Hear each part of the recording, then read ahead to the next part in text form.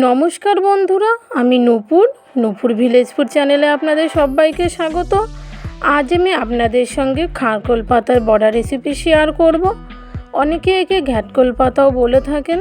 এটা খেতে দারুণ বেশি ভালো হয়। আপনি গরম ভাত বা খুদের ভাতের সঙ্গে এটা অবশ্যই খেতে পারেন, দারুণ লাগে।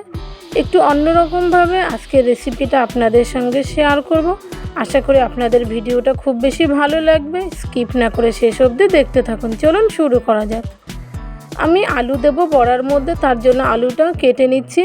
ছোট ছোট করে আলুটা কেটে নেব, এতে করে আলুটা খুব তাড়াতাড়ি সেদ্ধ হয়ে যাবে। আপনারা কুচি কুচি করেও আলুটা সেদ্ধ করে নিতে পারেন। দুটো আলু নিয়েছি, আলুটাকে ভালো করে কেটে নিয়েছি। এবার দুটো পেঁয়াজ নিয়েছি, পেঁয়াজটাকে কুচি করে নিচ্ছি। আপনারা যারা পেঁয়াজ পছন্দ না করেন তারা পেঁয়াজ ছাড়াও করতে পারবেন, সেক্ষেত্রেও খুব ভালো লাগে। পেঁয়াজটা কুচি করে নিয়েছি। এবার আমি কয়েকটা কাঁচা লঙ্কা কুচি করে নেব।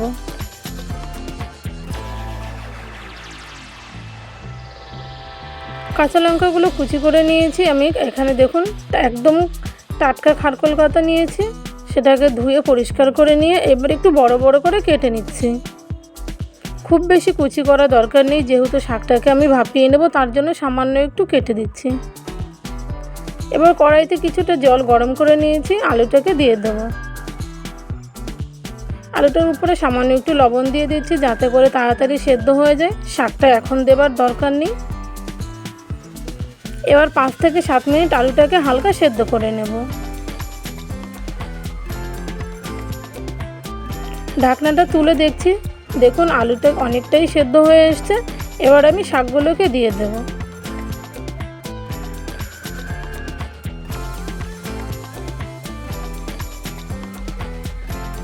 শাকগুলোকে দিয়ে আমি হালকা ভাপিয়ে নেব, খুব বেশি সেদ্ধ করার দরকার নেই।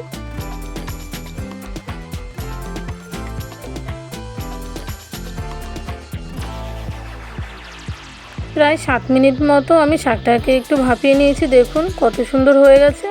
এবার খুব সুন্দর করে জল ঝরিয়ে তুলে নেব।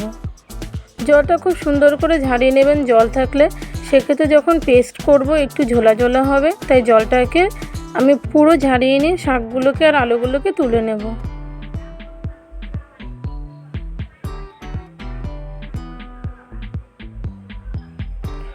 পুরো শাকগুলো আর আলুগুলো তুলে নিয়েছি।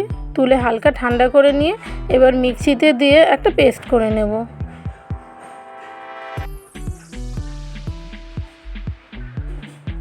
পেস্ট করে নিয়েছি। দেখুন কি সুন্দর লাগছে, কালারটা পুরো সবুজ, দেখেই মনে হচ্ছে মনটা ভরে যাচ্ছে।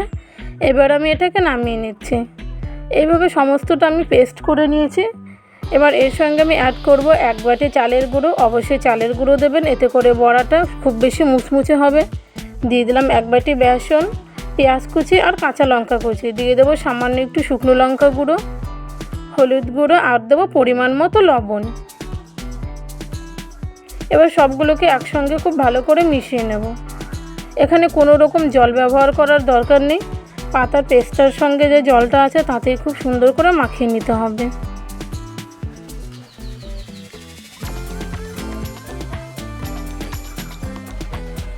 খুব সুন্দর করে আমি মাখিয়ে নিয়েছি। দেখুন কালারটা কি ভালো লাগছে দেখতে। এবার আমি হাতে সামান্য একটু তেল মাখিয়ে নিয়েছি, যাতে করে এটা না লেগে যায়। এবার সামান্য গোল করে একটু চ্যাপ্টা করে দেবো। আপনারা চাইলে 4 কোনা বা গোল বলের মতো শেপ করে নিতে পারেন, আপনাদের পছন্দ মতো। এইভাবে আমি এখন বড়াগুলোকে বানিয়ে নেব।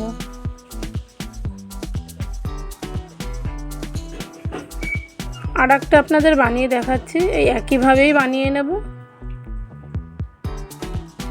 সবগুলো বড়াকে আমি বানিয়ে নিয়েছি। এবার কড়াইতে তেল দিয়ে তেলটা গরম করে নিয়েছি। কিভাবে বুঝবেন যে তেলটা একদমই গরম হয়ে গেছে?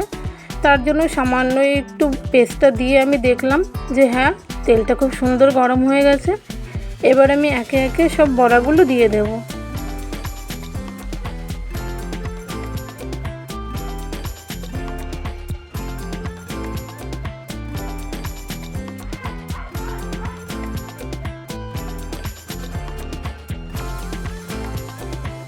এই সময় গ্যাসের ফ্লেমটা লো টু মিডিয়াম রেখে খুব সুন্দর করে ভেজে নেবেন।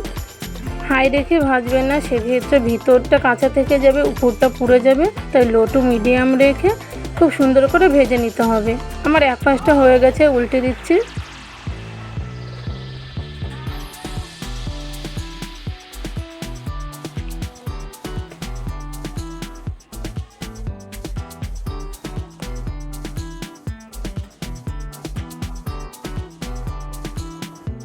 খুব সুন্দর করে উল্টে পাল্টে বড়াগুলোকে আমি ভেজে নেব।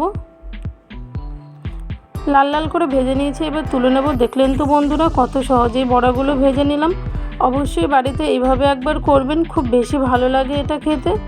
আশা করি আজকের ভিডিওটা আপনাদের ভালো লেগেছে। ভালো লাগলে অবশ্যই একটা লাইক করবেন, কমেন্ট করবেন, বন্ধুদের সঙ্গে শেয়ার করবেন।